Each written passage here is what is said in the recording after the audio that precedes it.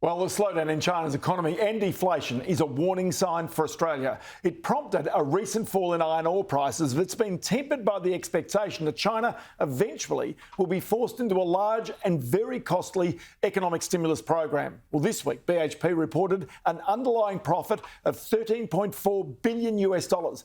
That was down 37%.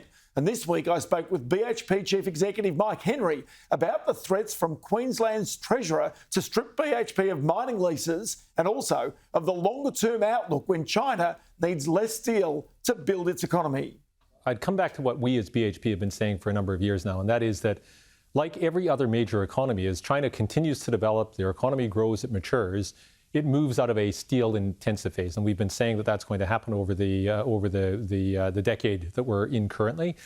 Now, we have seen a kind of a plateauing of steel demand, steel production there at just over 1 billion tons per annum. But as time marches on, we would expect that the steel intensity of their economic growth to fall. With that, naturally, iron ore demand will contract. This is the premise upon which we put forward our iron ore strategy a few years ago to become the low-cost supplier to improve the overall quality of our product suite, because we knew that competition was going to heat up in the iron ore market. Now, I think Queensland or WA iron ore assets are very well positioned geographically relative to end markets, but the market is likely to shrink, and so Pilbara suppliers have to be set up to compete. We do expect to see the lower volumes and potentially over time a bit of a price contraction impact on iron ore, and that's why Australia overall needs to be looking at how we go about growing other metals and minerals projects and frankly other parts of the economy, because we'll see a slightly smaller iron ore market. Decarbonization will impact over time on some of the other Australian exports. And it's essential that we as a nation find the new industries, new resources projects to replace that. And you'll note that there was a report published by the BCA last week that goes to the heart of this, laying out both the threats and the opportunities for the nation ahead as we seek to maintain or enhance long-term living standards. OK, so then take me to India, because India quite clearly has got significant growth and Australia has got close economic ties now with India. Does that, create an obvious replacement to the demand that might be lost out of China? Unfortunately not, Ross. It creates new demand, and I'll point to metallurgical coal as being an example of that. So China, if we look at China, it's iron ore short, met coal long.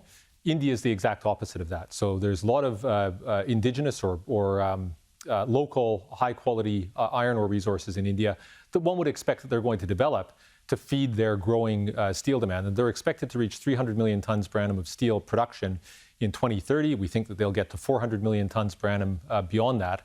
But what they're going to need isn't iron ore. They're going to need high-quality hard coking coal, because they don't have that domestically. Of course, there's lots of high-quality hard coking coal, the best in the world, sitting in Queensland. So India will sustain demand for high-quality hard coking coal, if not grow it, even as demand out of China wanes.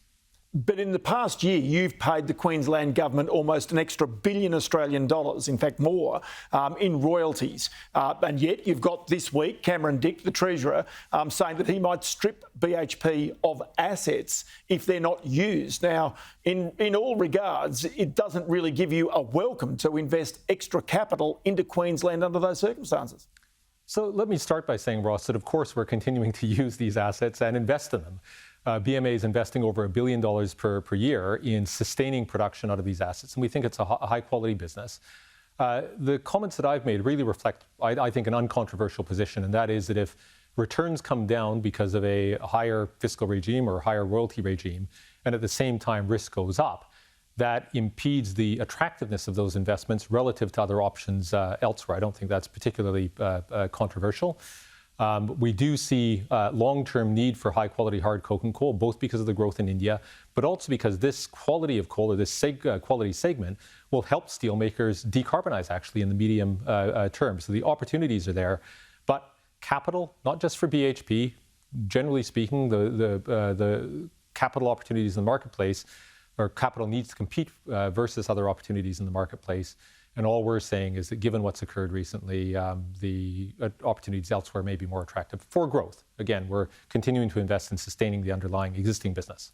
So this is a pretty strong message to political leaders in Australia, state leaders and also federal leaders, not to take for granted that they're the only place that the minerals might exist and may be able to be extracted and then sent to your markets around the world. The point I'd make, Ross, and it's not a BHP specific point. This is kind of a general point. It's not even just constrained to the resources sector. As a nation, we are heavily dependent upon exports. And exports have allowed us to become a very rich nation with high standards of living. But over the next 20 or 30 years, and you see this laid out in the BCA report, there's some headwinds that we're going to face. In order to overcome those headwinds and indeed continue to improve living standards, we're not going to be able to rely upon some of the natural advantages that we've had in the past. We're all going to need to work together to become more productive, to attract capital and talent to Australia. And that starts with policy, but of course it requires a significant effort on the part of businesses. You see in the BHP results over the past 12 months, a real focus or continuing focus on productivity. And that's helped us to offset some of the near-term headwinds that we face. And we think over the long term, that coupled with supportive policy will allow us to maintain a strong business here and indeed to attract further capital into growth. And one of those key growth opportunities, of course, is in South Australia, where there has been a very supportive relationship and constructive relationship with government, where through the Oz Minerals acquisition, we're creating a new copper basin. As we've seen in iron ore and coal, when you bring together assets and around shared infrastructure, the opportunities open up. And that's what we're hoping to chase after in copper in South Australia in one of our key future-facing commodities. Mike Henry, it's always good to chat to you about these issues, but it does certainly highlight one issue, and that is Australia might be the lucky country, but it has to have the right settings as well, politically and economically. Many thanks for your time. Thanks very much, Russ.